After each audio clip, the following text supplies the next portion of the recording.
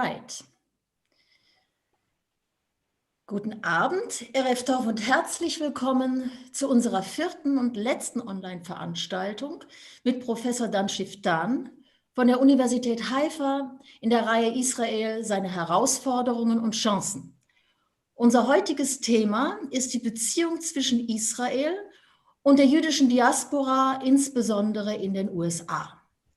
Mein Name ist Ursula Schmidt und ich werde heute Abend in Vertretung von Jan Eikenbohm, unserem Vorsitzenden, der aus beruflichen Gründen kurzfristig verhindert ist, sowohl das Gespräch moderieren als auch den technischen Hintergrund betreuen. Zu unserem Gespräch darf ich daher erneut ganz herzlich Dan Shiftan begrüßen.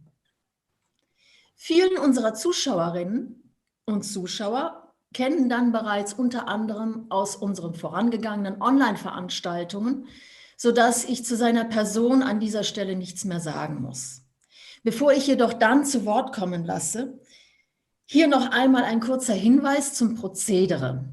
Dan wird zum Thema referieren und Sie haben wieder die Möglichkeit, Ihre Fragen auf Englisch oder Deutsch über die Kommentarfunktion bei YouTube zu stellen.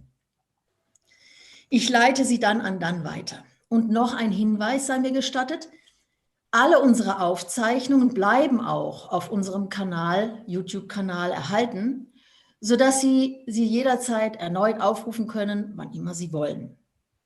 Und damit übergebe ich das Wort jetzt an Dan. To you, Dan, the floor is yours. Thank you. I want to discuss a very complicated but fascinating subject concerning the relationship between Israel and the Jewish diaspora. And I must start with something that most people are not aware of, namely the depths of the Zionist revolution. Zionism is a radical revolution in the life of the Jewish people, because the Jews have decided, or let me put it in a different way, a tiny minority of the Jews decided, and with time many joined them, to come back in charge, to take our fate in our own hands. And we had about 150 years ago, we had two problems. The first was the Jewish people was, of course, dispersed in many parts of the world, and with the exception of common prayer and a common awareness, which is important, but is much less than a people needs, they had very little in common in terms of everyday life. They didn't know each other.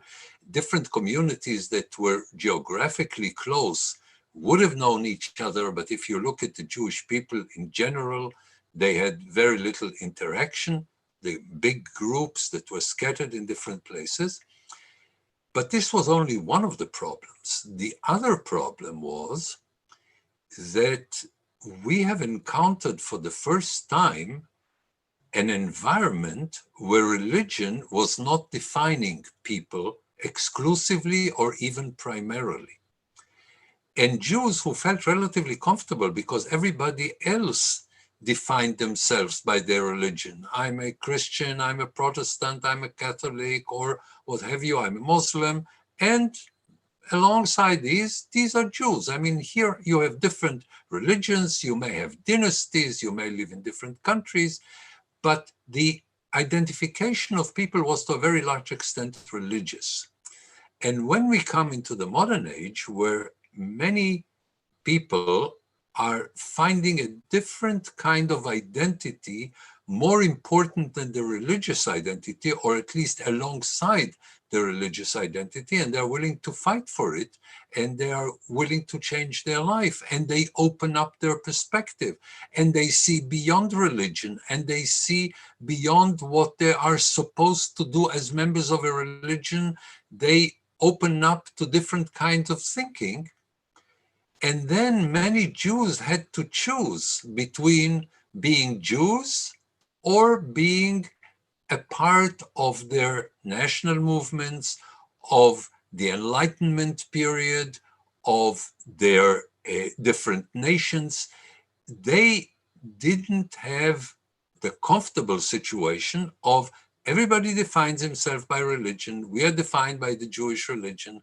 That's fine. We don't live in our country. We were exiled. One day the Messiah will come and bring us back. And a tiny, almost minuscule number of Jews decided to take the fate of the Jewish people into their hands, the hands of the Jewish people. First of all, against most of the rabbinic establishment to say, we are not waiting for the Messiah. We will re-establish ourselves in the ancient land of our forefathers. This is where we belong, and we are a nation, and we will do it. The rabbinic response was, this is blasphemy. This is terrible. You are challenging God. You are disobeying God. You should wait for the Messiah. And they said, we will bring you the light. We will be those who will determine the fate of the Jewish people. And again, we are speaking in the beginning of a tiny minority. And the challenge was also, some Jews are religious. That's okay. Their membership of the Jewish people comes through the Jewish rituals, the Jewish religion. But others, people who were more open to the spirit of the time 100, 150 years ago, said, we are members of the Jewish people. We want to remain Jews, but our Judaism is not defined by ritual. Our leaders are not the rabbis. What determines our behavior is not the halakha, is not the way Jews are supposed to act and keep 613 things that command their life from the time they wake up to the time they go to sleep. We want to have our identity focused on the Jewish people rather than the Jewish religion. Now, these two things are revolutionary. And what these people wanted, this is the essence of the Zionist revolution, is to bring the Jewish people back into history. Jews as individuals, Jews as members of a religion in different places were part of history in the sense that history was going on and they lived in this period. But they were not part of history as Jews, as the Jewish people, as a Jewish collective. And what it meant when you want to come back to history is that you take on the whole responsibility. You are not just living in a place and somebody else cares for your defense and somebody else defines where this nation is going, and you get up in the morning and you do your work and you are part of a religion and you're part of religious ceremonies, but you're not responsible for the overall. And when you're a very well-educated Jew and you want to reach the elites, okay, then the Jews are the poets and the jurists and the writers and the intellectuals, but they're not the soldiers and the policemen, and they're not those, that's the most important thing, who determine the fate of the Jewish people as Jews, not as Germans who happen to be Jewish, not as British who happen to be Jews, but as Jews for the Jewish collective. So to bring the Jewish people back to history, to take the full responsibility, and to make the distinction and to deepen the distinction between the peoplehood and the religion. You can be a member of the Jewish people, by the way, remembering that if you look at the Bible, the Jewish people existed before the Ten Commandments. So you have a people before you have a religion. And the bondage with God, even if you want to look at it religiously, is not necessarily through the rituals and the religion. We were a people before Mount Sinai. And we can be a people without the instrument, and this is an attitude that, of course, a religious person has great difficulty with, but a secular person like myself finds very important. Religion is an instrument. In other words, the rituals, the everyday rituals, are designed to make you remember that you're a Jew, that you're different than others, that you eat other things. You're not supposed to eat certain things that others may eat, that you will dress in a different way, that you will keep a different day as your day of rest, and so on.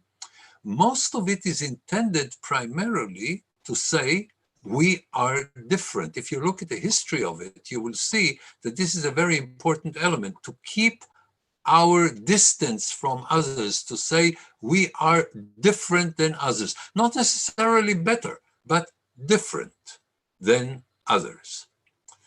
And secular Jews, or Jews who don't consider religion an important part of their identity, may say, not only am I a Jew because I was born a Jew, but I'm a very committed Jew. And I devote my life for what I think the Jewish people needs. And I am taking action in this regard, but I don't need the crutches of religion. And Zionism was essentially a secular movement with a very strong traditional element, but these traditions were not necessarily religious. And I don't think it's an accident that most Zionists at the formative years were Jews who were not religious. Again, with a very strong bond to the Bible and a very strong bond to Jewish tradition, but not necessarily religion, and certainly not the religious rituals. And this distinction is very important. But, and here is an interesting combination, Zionism proved to be the best possible way to preserve Jewish identity. And here is the interesting paradox, because religious people could say, once you abandon the religion, you have abandoned the commitment for the preservation of the Jewish people, because the Jewish people was preserved for many hundreds of years, and this is true, through religion. Here come people who say, we have a different way of preserving our Jewish identity. Not only is it a good option, but historically speaking, it proved to be a much, much, much, much better option than religion. Because if you look at the state of Israel today, you will find we have a secular majority. If you exclude the people who are not part of building this country, namely the ultra-Orthodox who work much less than others, don't serve in the army, and we also see what is happening now with the pandemic, what kind of a responsibility they have to the broader community. The nucleus of what makes Israel successful, what made Israel capable of defending itself, what made Israel flourish and be a place where welfare is very developed, essentially, these are non-religious Jews. True, there is also an element of national religious people, and they have contributed a lot, like secular people or traditional people, unlike the ultra-Orthodox. But the nucleus is secular. And coming back to the paradox, why is it that to preserve the Jewish people, a non-religious attitude is necessary? It is because today, when most Jews who live outside of Israel live in countries that are free and open and willing to accept Jews with a possibility, and a very, very, very strong possibility of assimilation, where people stop being Jews because they decided it's not an important part of their identity, because they may keep a few things, but many of them don't give their children any kind of Jewish education, and many of them are willing to marry outside the Jewish people, and also they have relatively few children. Here you have Israel, where you can be a Jew without being religious, and you can even make sure that your grandchildren will be Jewish without the need to use religion. Everybody has his own definition of what is a Jew. I have a partial definition. It doesn't define the whole phenomenon, but I think it is tremendously important, if not in some aspect, the most important. A Jew is a person whose grandchild will be a Jew, or his grand-grandchild will be a Jew. In other words, a person for whom the Jewish identity is important enough so that he insists that his children will be brought up as Jews. And in Israel, it's almost natural. You don't have to make an effort because you have chosen to live in a place and you have chosen to live in a way that by itself promotes the continuation of the Jewish people. First of all, you speak Hebrew. It's the biblical language. I can read the Bible almost as if it is the newspaper. Not all parts, some are in Aramaic, some are difficult, but most of it, yes, the overwhelming majority of it, yes. In my language every day, there are hundreds of idioms that are biblical idioms, and I'm aware of their biblical origin. I live in a place where I'm constantly reminded of the biblical background. In other words, my consciousness goes back thousands of years. I feel that I am the direct descendant of the people who lived here in biblical times, and I'm reminded every step I take, I'm reminded of it every day. In Israel, you have practically no assimilation, very, very, very small, practically non-existent assimilation. In the United States, you have more than 50%, depending on which part. Yes, there are some Orthodox and they don't assimilate very much, but they're a minority of the American Jewish community. In the mainstream of the American Jewish community, you have 60, 70, 80% marriage outside of faith. And the real question is not if your wife or your husband were born Jews or not. The question is, how do you choose to bring up your children? And you have today, the younger you are in America, the more educated you are in America, the less you are interested in bringing your children up as Jews in a meaningful way, meaningful enough so that they would want to bring up their children as Jews. And therefore you have a very high assimilation and potential of assimilation vis-a-vis no assimilation in Israel. And you have a very limited number of children compared to Israel, which is the country that combines more than any other in the world an open and free society, an economy that is well-to-do, and a very large number of children. To give only one example, the number of children per family, excluding the ultra-Orthodox, I'm speaking only about the people who actually build Israel and are responsible for its defense and for its success and for its welfare. Even these families have twice the number of children that you have in Europe. And even compared to the United States, where the situation is not as bad as it is in Europe, we have about a third more number of children than American Jews have. So when it comes to the question of will the Jewish people survive or not in terms of what we give our children and in terms of how many Jewish children are born to each family, Israel is the place where the Jewish people will continue, period. In other places, it will assimilate itself out of existence for a large portion. And in America, where you have a very large Jewish population, it is dwindling in terms of when you compare it with Israel.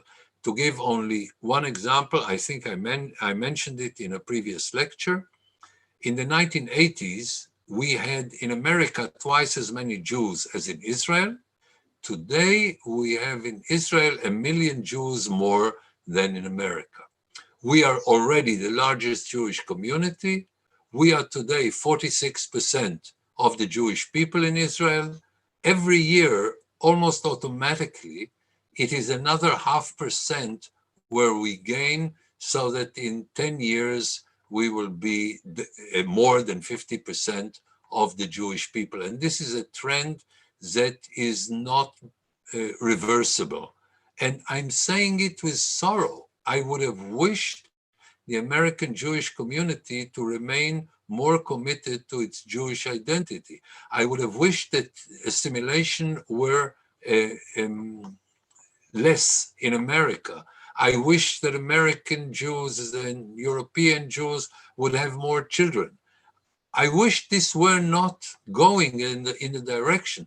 But again, here is the paradox, that when you leave religion and you give an option to people to be either religious, this is legitimate, this is acceptable, no problem, but you can also be traditional, you can also be secular, and yet the Jewish identity is preserved. So this, so far, I have described the nature of the Zionist revolution, which explains to a very large extent the relations between Jews in Israel and Jews outside Israel.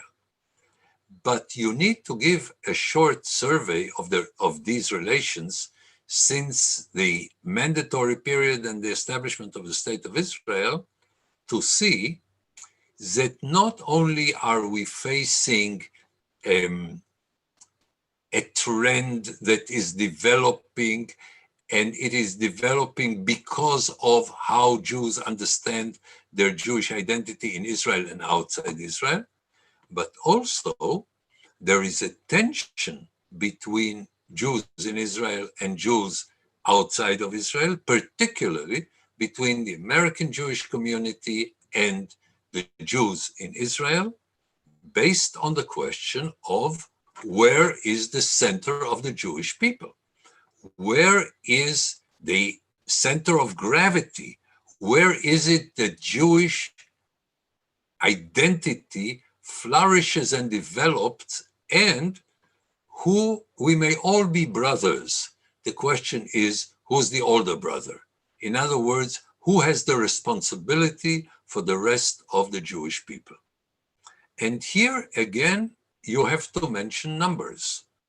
When Israel is only at its establishment, only 6% of the Jewish people, it is a bit difficult to convince Jews in America that we are the older brother, namely that we are the bearer of the responsibility, that we are the center of the Jewish people. But Ben-Gurion, even before the establishment of the State of Israel, and certainly after its establishment, is saying in very clear language that American Jews in particular didn't like. We are a minority. We are relatively weak. We are in need of your financial support. We are in need of your political support, but we are the center. It doesn't matter how small we are.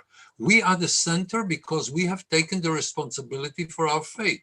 We are the center because we have returned the Jewish people to history. So in the final analysis, we are the older brother. We are the collective of Jews that is responsible for the Jewish people. We love you, we respect you, but we are the center. And of course, the Jews in America were not very happy about it because as far as they're concerned, yes, there's a Jewish state, it's nice, we support it, but it is small, it is needy, it needs us to survive economically. Our money is important. Our political support is important. So in the final analysis, you have to listen to us. And the question is to listen to you on what? If you want Israel to listen to you on the question of, for instance, religious pluralism, I think it is absolutely justified. And in my view, the way Israel is behaving on this level is totally unacceptable and I think even immoral. It is a product of the fact that the ultra-Orthodox and to some extent the Orthodox dominate Israeli politics, and therefore Israel makes it very difficult for Jews who are not Orthodox to practice their belief in the way they want. I think American Jews and other Jews are absolutely right in this. Israel is absolutely wrong in it, and I'm insulted that the Jewish state behaves, for instance, in Jerusalem at the Wailing Wall, in the way it behaves. It is a problem for secular Israelis. It is a problem, I think, for every civilized person when he has imposed on him certain things because the Orthodox and the ultra-Orthodox have political power and they impose it on people against their will, and it is corrupt and it is unacceptable. Okay, having said that, when it comes to the major issues concerning Israel, only the Israelis can determine. You want to help us? We're grateful. It's nice. You don't want to help us? Okay. You condition your help on us doing what you want on issues that are life and death issues for us. Thank you. We don't accept it. And if you don't like it, you don't like it. So we're sorry, but that's it. We will determine it whether you like it or not. The question if your non-Jewish friends love you or not is very nice, but not critical. We have something here to do, which is A, our life, and B, it determines the future of the Jewish people because we are the future of the Jewish people. You're an important footnote, but you are not the main issue. This is a very important struggle between the American Jewish community and the Jews in Israel. Now, let me give you here an example which is fascinating. I must admit, I come across it now when I was writing a book on the subject, and I was amazed to see it so late. I knew that these trends were in existence for a long period of time, but I was amazed to see it only 45 years ago. In 1975, a person who used to be the president of the Zionist organization, Nahum Goldman, wrote a book, Whither Israel? And there he admits to something that I find amazing after Israel is already in existence for 27 years. It is unbelievable what Nahum Goldman is saying. He is basically saying that Israel shouldn't be a sovereign state. Because if Israel is a sovereign state, it may have interests, and these interests may be different than the interests of the United States and other countries where Jews live. And then the governments in those countries who will see that the Jewish state has interests that are not identical to the interest of this country will accuse the Jews of having a dual loyalty. And therefore, Israel shouldn't be a sovereign state. which is a joke. I mean, you can't even take him seriously. It's not even a debate. When you say something like that, then every sensible Israeli, every important Israeli, every significant Israeli will tell you, you may have problems, go sit somewhere and don't stand in my way. You're insignificant. I am not even willing to discuss the absurdity of your unacceptable, ridiculous notion. But the very fact that he is raising it, okay, Nahum Goldman was an extreme case, but this was a sentiment that was there for a long period of time, and you cannot completely disregard it historically. In 75, it's a joke, but if you take it to an earlier period, this was an interesting settlement, an interesting perception. Now, here is another thing that Nahum Goldman says. Again, radical. It has to do with his very strange personality and his megalomania. But nevertheless, this is something that people were thinking about, again, in a much earlier period.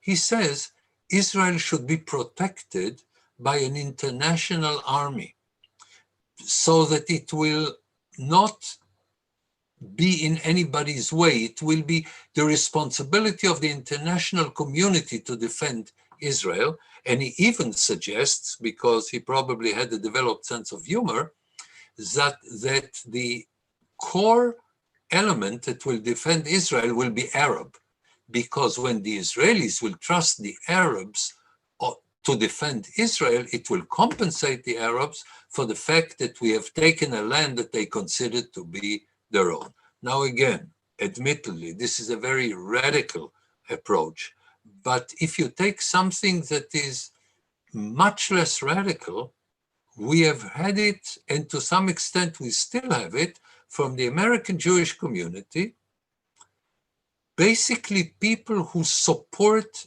Israel. And in terms of their attitudes, most of them are committed to Israel, and in their own mind, they are very supportive of Israel, but they have an ideology that makes it impossible to support what Israel does. Because if you have, I'll call it a European ideology, namely refraining from the use of force and feeling uncomfortable every time Israel must use force, then you can't really support what Israel is doing, because every sane Israeli, including most of the Israeli left, with only the radical left rejecting it, Israelis know that if we want to live, we don't have the choice but to use force, and not to wait, for instance, for the United Nations, which is a repulsive organization that is anti-Israeli, to give us permission to do this or that. We must disregard the United Nations. It's impossible. Israel would cease to exist if, God forbid, we took the United Nations seriously. Now, is it important to take American position seriously? Yes. Is it sometimes important to listen to the Europeans? Seldomly, but yes. Is it possible to accept the basic premise of what the United Nations says about Israel as even something that you can consider as Israel? No, no way. And if you want to be loved by other people in your country because you criticize Israel, okay, criticize Israel. And here is the interesting thing. The dependence of Israel on the American Jewish community is declining, and the rift between the mainstream of Israelis and the mainstream of American Jews is widening. What we see today are two very interesting things. A, you see the Democrats in the United States leaning more and more towards the progressives, who are at best unfriendly to Israel and sometimes even hostile to Israel. And Israelis move to today it is called the right, but what is called the right today is what was called decades ago the center. And again, what was called in America the center is today also called the moderate right.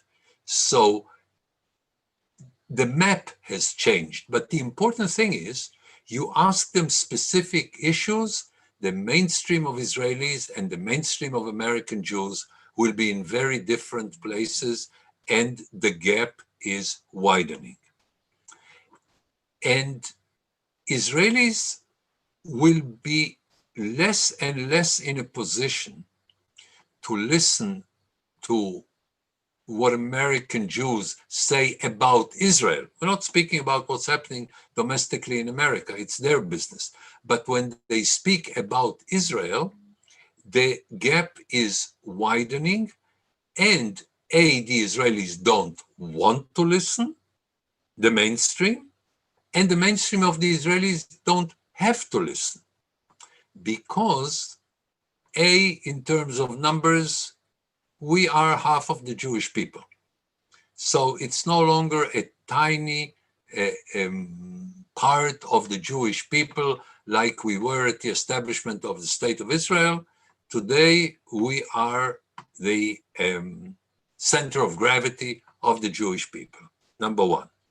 Number two, we used to depend very heavily on donations from the American Jewish community. Today, this is negligible. It is important for a few universities, for a few hospitals, and Israelis are grateful for American Jews giving money to Israel. It's nice, it's good. But if it stops tomorrow, some universities, some hospitals, some NGOs will be in big trouble, but Israel as a state can very easily do without the money coming from the United States. Now, when it comes to political support by America, this is tremendously important. And many Jews in America are doing a very good job, and AIPAC is an excellent organization, but AIPAC is powerful in Washington not because of 2% of the Jewish voters, but because 2/3 to 3/4 of American public opinion is pro-Israel. Now, these 2/3 are today less democratic, more Republican, less younger people, more middle-aged and older people. True, but in terms of their impact on the American society, we're speaking about something like 2/3 of the American people. This is the real reason why Israel has American support on the level of sympathy. But when it comes to interests, the United States and Israel have very, very, very strong overlapping interests. And the relationship between Israel and the United States is not a product of some goodwill to the population in the United States. It is a product, to a very large extent, I would submit that it is primarily a product of identity of interest. Israel and the United States oppose radical regimes in the Middle East. Israel and the United States support moderate regimes in the United States. So the idea is America would have been against Israel were it not for some charities that Jews promote. This is not the case. Again, AIPAC does an excellent job, very important, but AIPAC is a very good salesman, a very good salesperson for the product of Israel, but you can't sell a product that is not very good for 72 years, even if you have an excellent salesman. So thank you for the salesmanship, but the essence is not the support of the American Jewish community. Let me, towards the end of my presentation, say something about other communities of Jews in Europe and in other parts. I think that today the question is no longer as it used to be. How can these communities support Israel? These communities have dwindled, and I think that it is a major interest of Israel to support the Jewish communities throughout the world, including in Europe, because we, as the older brother, we have the responsibility to help them maintain their Jewish identity. So, for instance, if Jewish communities in Europe want to teach their children Hebrew, I think that Israel can finance it. Israel is in a good enough economic situation to provide the funds, to provide the teachers who will come to Europe and to other Jewish communities, because I think Jewish children should learn Hebrew alongside their national languages. I think this is one way to preserve the connection between Jews and their Judaism, to the extent that you can take measures that will decrease the assimilation, not religious measures. The people who want to be religious have their own religious way. The problem is with people who want to remain Jews but are not religious. And I think Israel may help there. Again, the communities have to say what they want, and Israel can assist. We will continue to have people who live outside of Israel. It's fine with me. People choose wherever they want to live. If they feel good about it, okay. I cannot imagine living anywhere else but in Israel. But if some other Jew wants to live somewhere else, okay. But I would try to do my best to help him to maintain his Jewish identity. And if he needs help, I would be delighted to do it. And if he doesn't want me to be involved, I don't have to be involved. Only I will be sorry if his Jewish identity will be weakened. I want to see a strong Jewish identity throughout the world. If they want to support Israel, I'm delighted. If they don't want, we can live without it. It's a pity, but we can live without it. But the important thing is to preserve their Jewish identity and to give an option also to people for whom Orthodox religion is not an option, to preserve their Jewish identity in spite of the fact that they're not observant religiously. So basically, what I would say to sum up is the following. Israel has the responsibility that it already demonstrated to create the center of gravity of the Jewish people.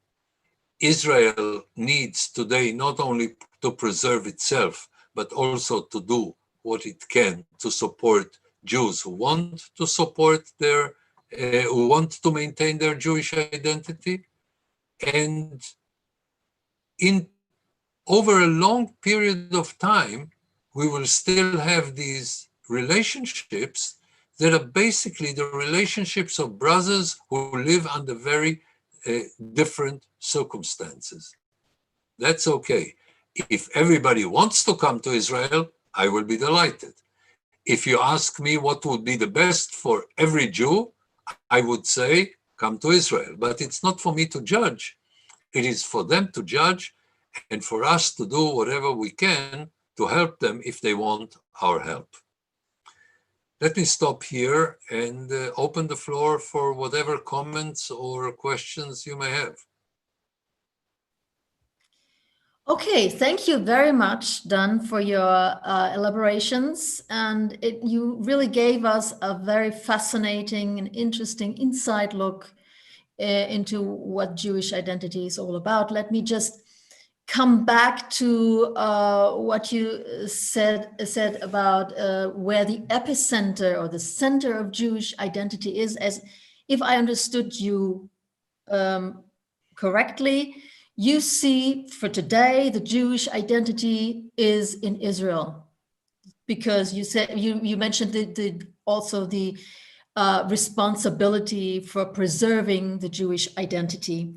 Can you give us an outlook of how or what it will look like in the future?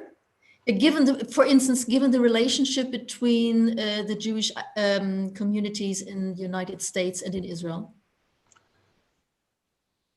I think that the only thing I can say with absolute certainty is that the number of Jews in America will decrease and the number of Jews in Israel will grow.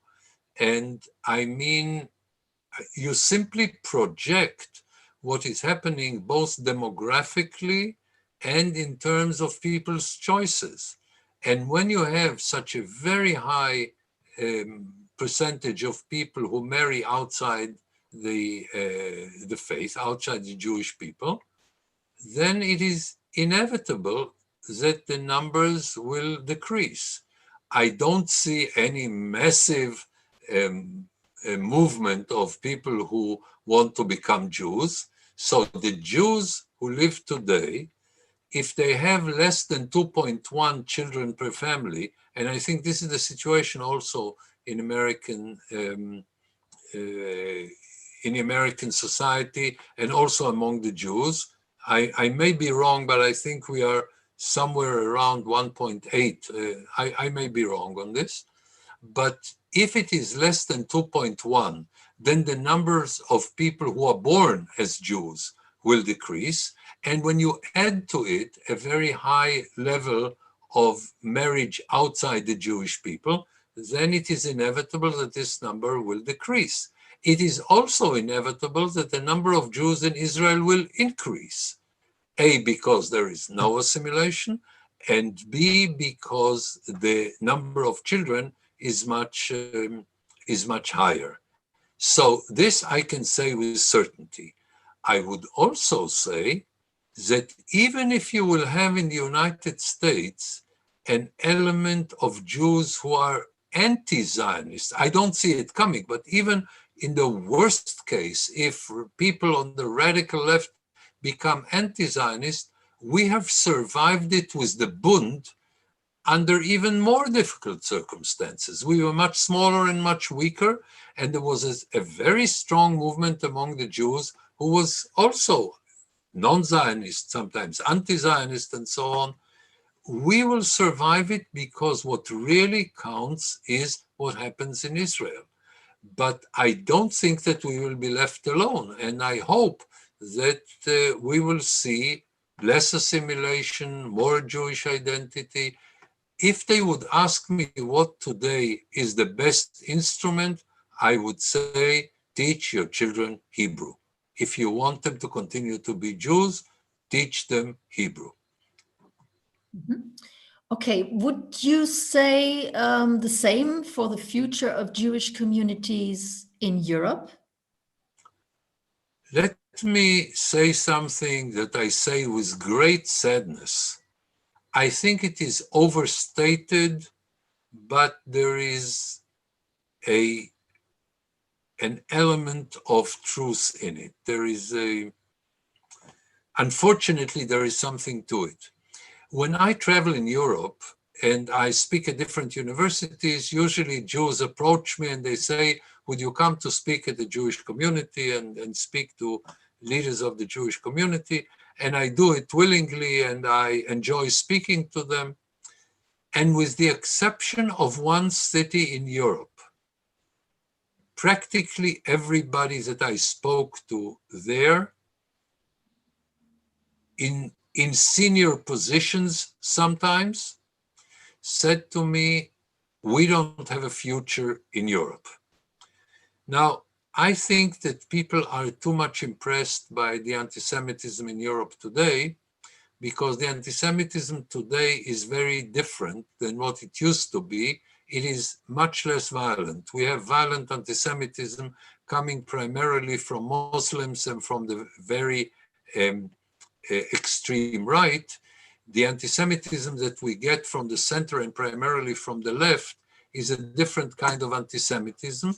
And Jews will continue to live in places like that, even if there is strong anti-Semitism.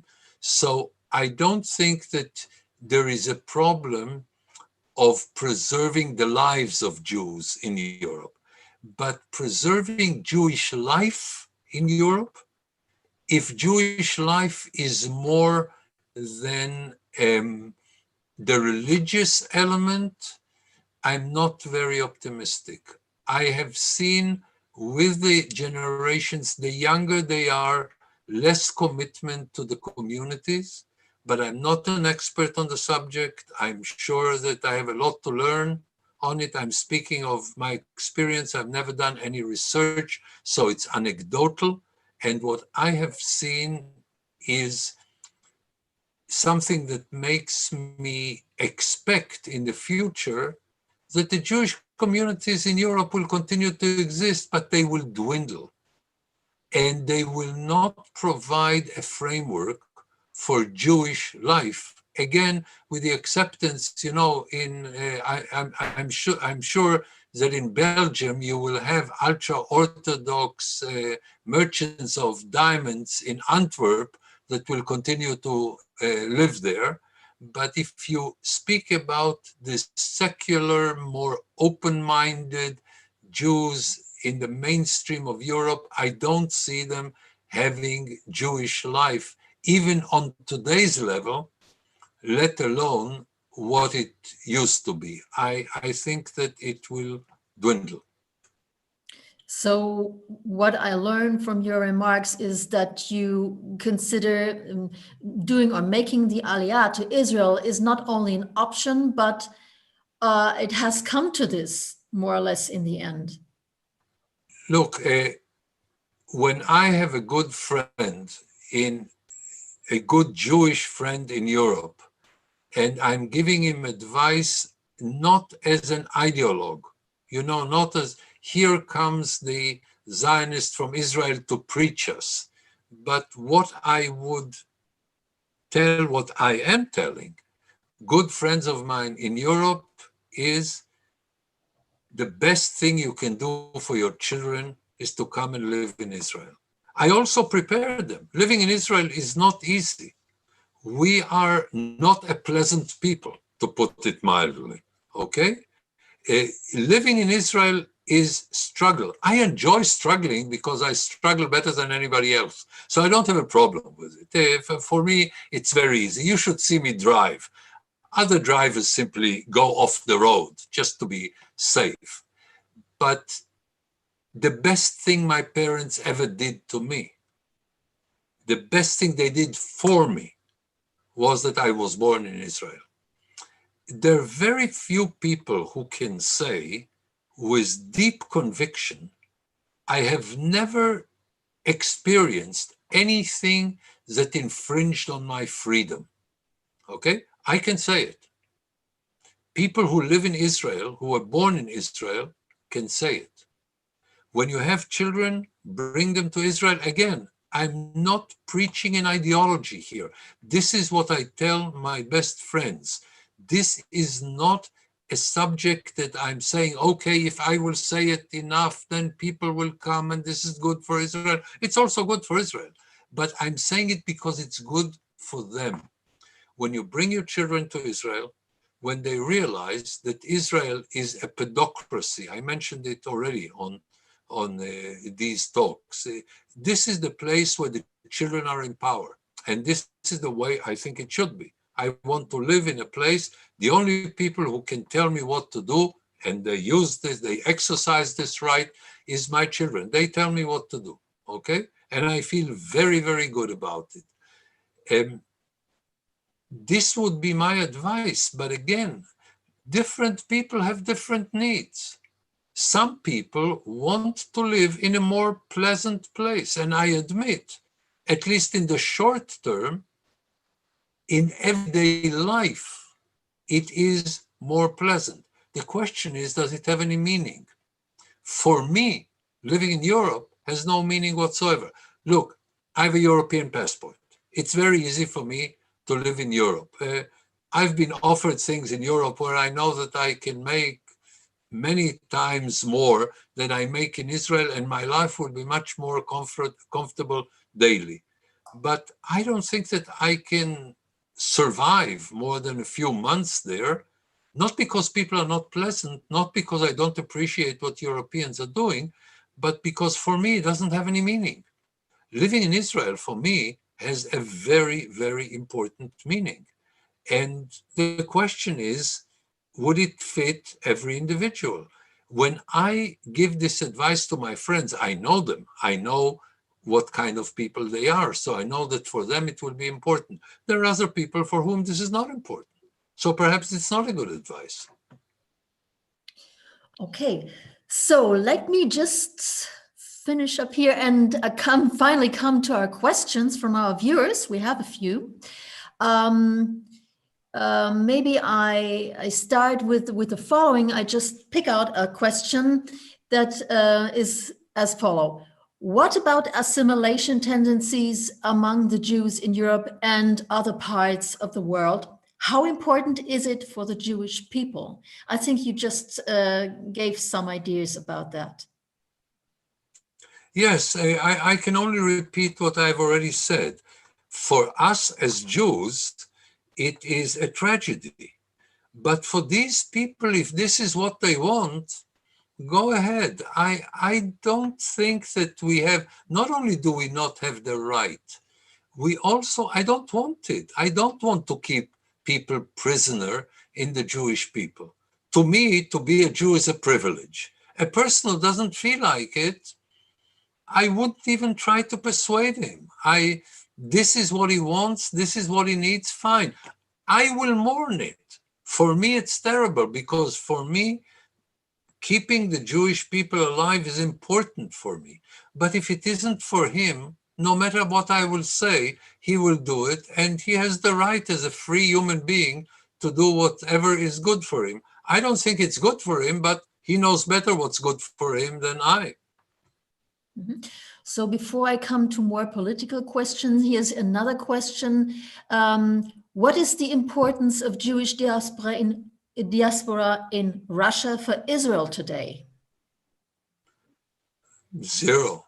I don't think it has any importance. The way Russia treats Israel today, it has a respect for Israel as an important regional power, and we negotiate on the basis of what the Russians need and what we need, and I don't think it has any impact. The best thing for Israel would be if every Jew in Russia comes to Israel. I see. Okay, then let me come to the more political questions or statements. One of our viewers says, the only foreign politician coming close to the devil himself, in brackets, Trump, in German news coverage is Netanyahu. How do the Israeli people see him? I didn't understand the devil element. Who says Netanyahu is a devil or what?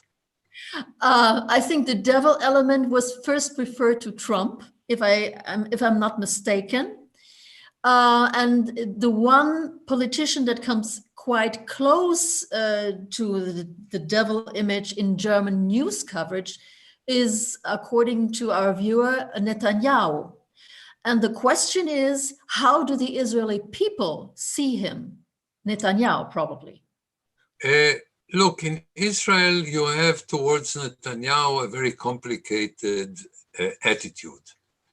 On the one hand, most people, with the exception of very radical elements, recognize his very impressive abilities.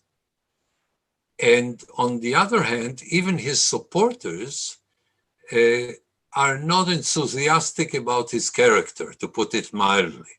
I think that some of the people who vote for him can't stand him. We have in Israel, like in so many other places in the Western world, we have a void in leadership.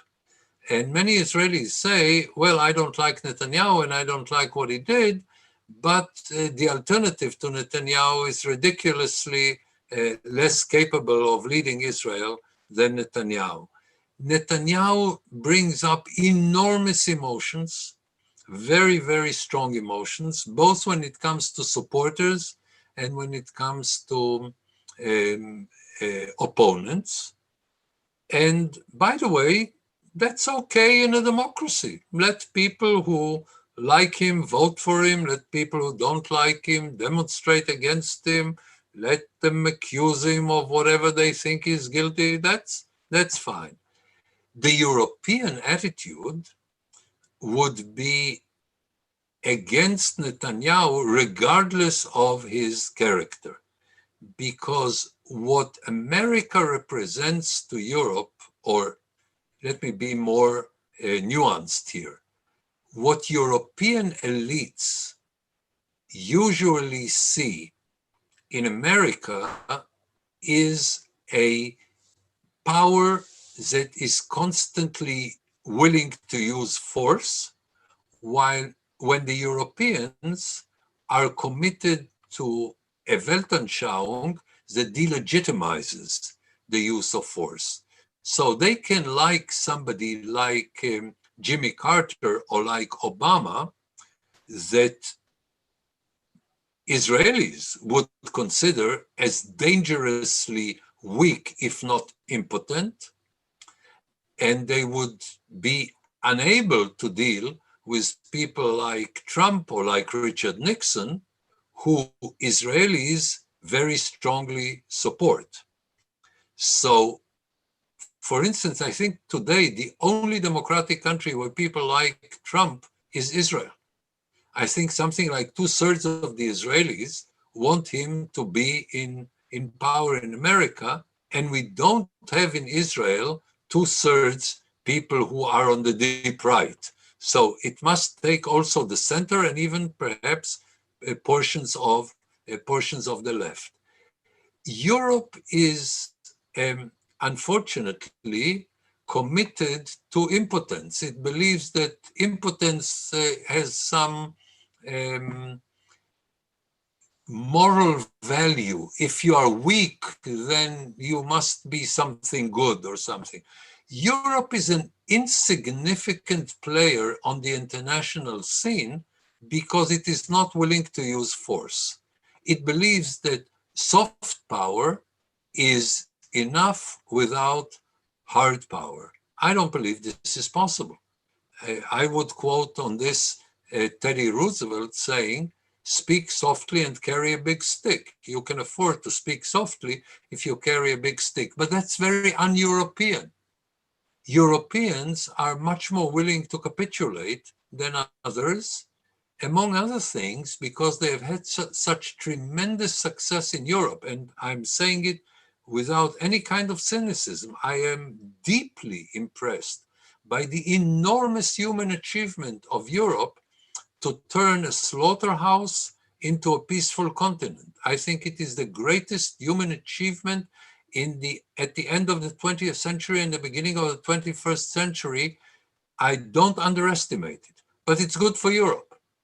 What you can do with somebody you disagree with in Europe, I don't know, Chirac if he does something that you don't like, or Johnson when he wants to do the Brexit, or I don't know, even Orban, okay? You are still speaking of something that is very different than Assad in Syria or Saddam Hussein or Arafat or any of the barbarians that you have in the Middle East. So you need to use force in places where reason doesn't play a role. You can be very reasonable, and the other side would only be reasonable if they're afraid of you.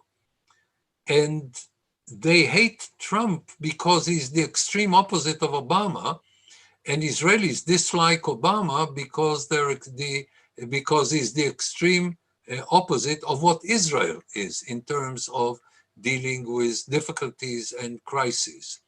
So no wonder Israelis have a dramatically different attitude to Trump, recognizing his repulsive character, yes, but also asking themselves, what is more important than opposing Iran that puts Israel in existential danger if it is not checked. And the Europeans want to capitulate to Iran, and they are capitulating to Iran every day. They just recently voted in the United Nations so that the embargo on Iran will be lifted. And the Iranian regime is barbaric. There is no other way to barbaric and dangerous to the existence of Israel. And the Europeans basically support him, okay? They may say not nice things about him, but they basically support him on every important issue. So no wonder you have a very different perspective here. When it comes to Netanyahu, it also brings in his character, which is something that is different than the evaluation of his policy. And Netanyahu has, as I said, a lot of followers and a lot of enemies, and all of them are very emotional, including in Europe. Okay, yes, the role of the UN when it comes to Israel will be most likely in a few weeks another topic of ours on a live stream discussion. Here is another question. What changes do you see coming when Gantz becomes Prime Minister in November 2021? Will foreign relations change at all? Well, first of all, I'm not sure he will become Prime Minister in November 2021. This is what the agreement says. The question if this agreement will come into effect or not is perhaps the number one question in Israeli politics today. I can tell you about Gantz two things, and I know him personally very well, and I have a lot of conversations with him, and he is a very lovable guy and everything. Aside from his qualities that make him or do not make him a good candidate for prime minister, concerning his positions, I can tell you that he will be much more pleasant in the way of presenting them, but he will not change primarily the Israeli policy. For instance, if somebody believes that Gantz is going to give the Palestinians what they want, they must live in La La Land. Now, what the Palestinians want is to undermine the very existence of the state of Israel. And they say so, okay? The right of return, no matter what kind of slogans they use. They can't cheat. They can't cheat Gantz. Gantz knows it. And by the way, if he will try to do another Oslo, the next day he will lose completely his political support, okay? Which is not great even now. But if he goes in this direction, the result will be that he will not be in a position to be prime minister. But I know him well enough to know that these are not his positions. They have never been his positions, and he has no reason to change his position, not a political reason in terms of the realities on the ground, and not an electoral reason in terms of the Israeli camps inside the domestic politics. So if somebody thinks that Gantz will bring salvation and we will have a Palestinian state and we will all ride into the sunset and live happily ever after, let me remind you that Ehud Olmert in 2008 offered the Palestinians what their chief negotiator, Saib Erekat, called 100%. And then he said, we were given 90% in Camp David. We were given 100% by Olmert. Why should we hurry? We will wait, we will get 200% or 500%. And now they're getting less, which is a good lesson for them, because you cannot negotiate with people who have the unbelievable, delirious idea that they can impose on Israel the right of return. And this is what they say. If they tell you that they have given it up it is either a product of ignorance or people are lying to you. Okay? They are saying openly, Abu Mazen says it, Abbas, and Arekat, the chief negotiator, says it. Every Palestinian throughout history will always have the right to come back to inside Israel, to destroy Israel. He doesn't say to destroy Israel. This is my addition, but he says we'll have the right to what they call return. By the way, the people who left are already dead. We're speaking about their grandchildren, grandchildren, and they say that forever they will have this right. They think they can impose on Israel a position that is a product of him occupying Tel Aviv. I mean, they speak as if they come to impose on Israel terms of surrender, which is ridiculous. Now, they cheat Europeans because Europeans want to be cheated. They cheat a tiny proportion of the Israelis because a tiny proportion of the Israelis want to be cheated. They expect the Europeans to impose their terms on us, and Israel will disregard Europe because if Israel takes Europe seriously, Israel will not exist. It's impossible. So if somebody expects Gantz to come to power, and then everybody will be happy and we will live happily ever after and ride into the sunset, this will not happen. Gantz can be more lenient in the way he presents things. Gantz can make less mistakes in public opinion in terms of aggravating people. There is no reason to aggravate. But when it comes to the fundamental position, the overwhelming majority of Israelis have a position that Europeans don't like, and Europe lives in la la land concerning the Middle East, because the Europeans still believe that the issue of the Palestinians has any impact on the Middle East. Let me put it this way. I think I said it before on my previous lecture. If today Israel and the Palestinians reach beautiful peace, or if Israel does terrible things to the Palestinians, the impact on the Middle East will be exactly zero. Zero. The Palestinians are of zero significance, and the Europeans have decided to take the whole relationship with Israel hostage to the Palestinian issue. Okay, I'm sorry about it. I would like to have better relations with Europe. We have good relations on a bilateral level, but with the European Union or with the stated positions of many European countries, nothing will fundamentally change if Gantz is in power. Mm-hmm. Good. So far, I don't have any new questions from our audience, so I would like to continue with one of our questions that we received prior to our live stream. Let me go back to the Jewish communities in the US. The question is, are the Jewish communities in the US a factor in the fight against BDS, for example, at American universities?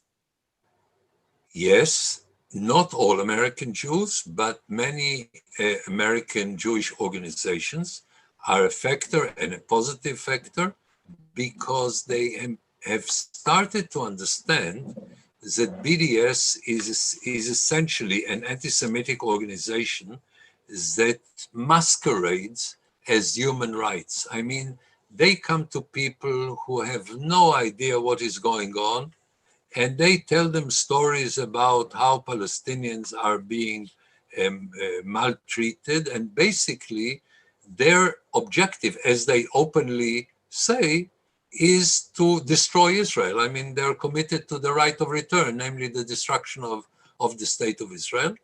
And some American organizations have understood it. The more you go to the left, the more progressive you get, the more people want to cheat themselves. So they will tell themselves stories of progressive Palestinians and so on, which is, I mean, okay. The right of a person to cheat himself is a God-given human right that you cannot remove from any person.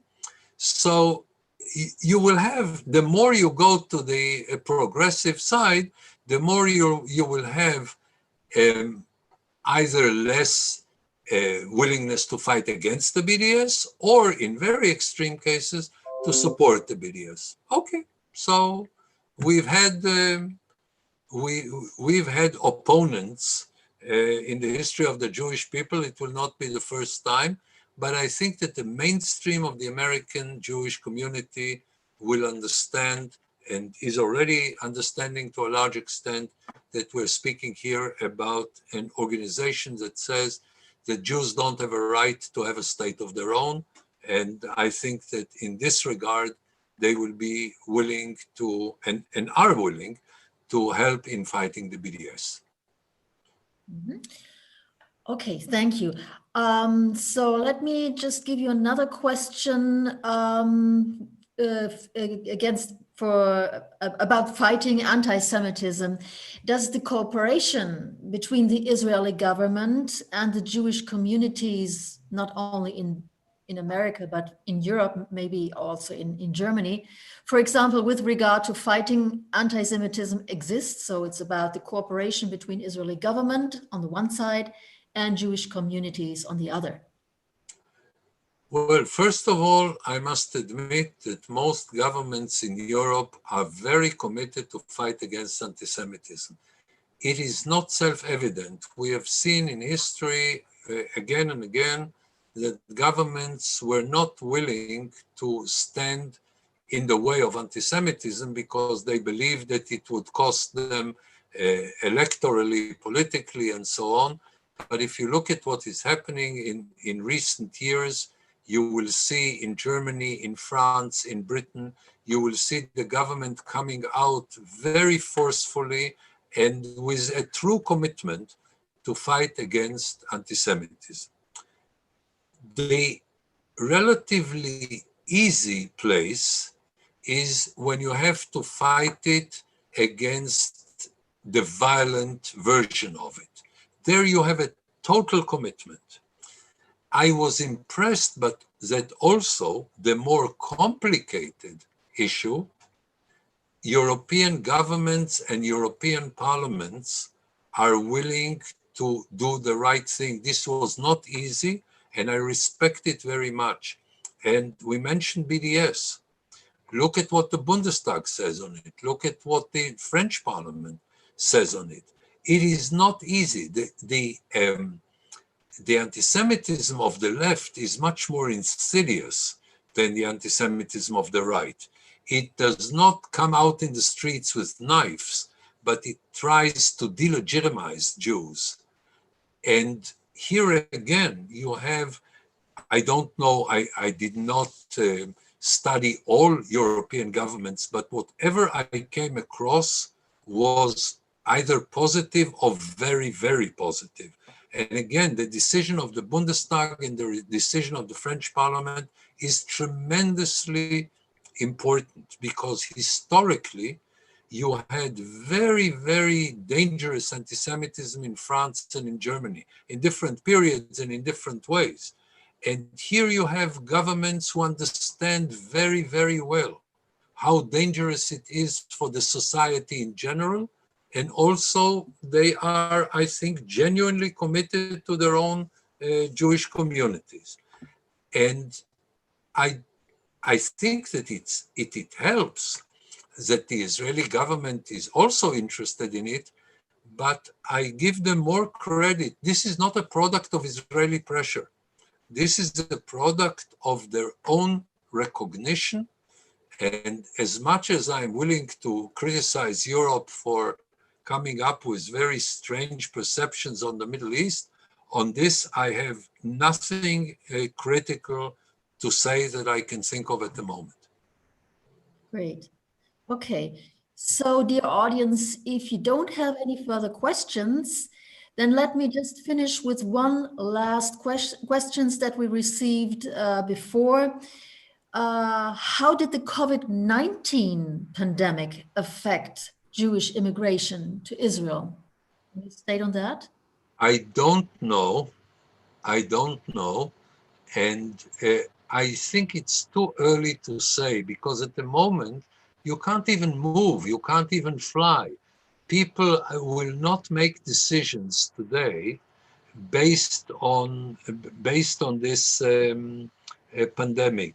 It is not as if, if you live in Europe, it's dangerous, and then you come to Israel and it's beautiful. We just spoke 2 weeks ago about the complete mishandling of Israel of the pandemic in recent months. So it may have an impact. It's too early to say, because it impacts the feeling of people in their environment, and it may do it in directions that we can't imagine today. I don't know. The answer is I don't know. All right, then. So I think we have just summed it up. And Dan, I would like to thank you in the name of our whole board members of the German-Israeli Association in Bonn for sharing your thoughts and your tremendous knowledge with us. And I think the audience, as far as I can, as far as I learned from the comments, feels the same.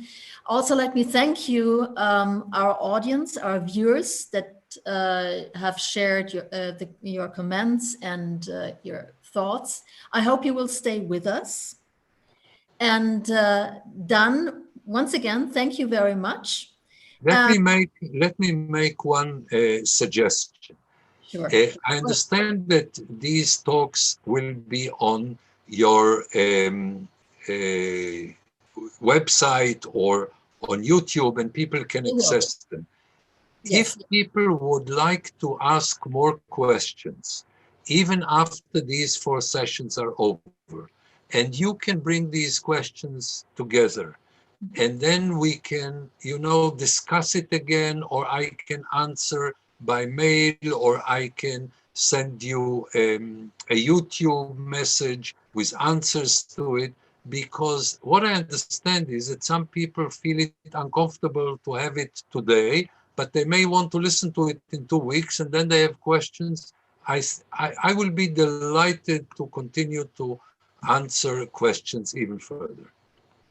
Dan, this is just a wonderful idea, and I strongly advise our viewers to spread the word. Even if you don't have time to watch us in a live stream, ich sage das auch gleich nochmal Deutsch. Ja. Also wer keine Zeit hat, den Livestream zu sehen, ist überhaupt nicht schlimm. Alle unsere Livestreams bleiben als Ausstrahlung auf dem YouTube-Kanal erhalten. Und wir sind Ihnen sehr dankbar für die Fragen. Und so wie Dan vorgeschlagen hat, haben Sie weitere Fragen, schreiben Sie uns entweder in die Kommentarspalte unter den YouTube. Sie können uns auch Fragen hinterlassen auf unserem Facebook-Account, wie Sie möchten. Bleiben Sie uns auf jeden Fall gewogen. Und wir werden in unserer Online-Veranstaltungsreihe weitermachen. Das nächste Mal wird sein am 21. mit Alex Feuerherd. Genauere Details werden folgen auf YouTube, auf Facebook. Also stay tuned. Ich danke Ihnen fürs Zusehen und Zuhören und Ihre Fragen. Dan, thank you again. So I'll close our stream now. Okay.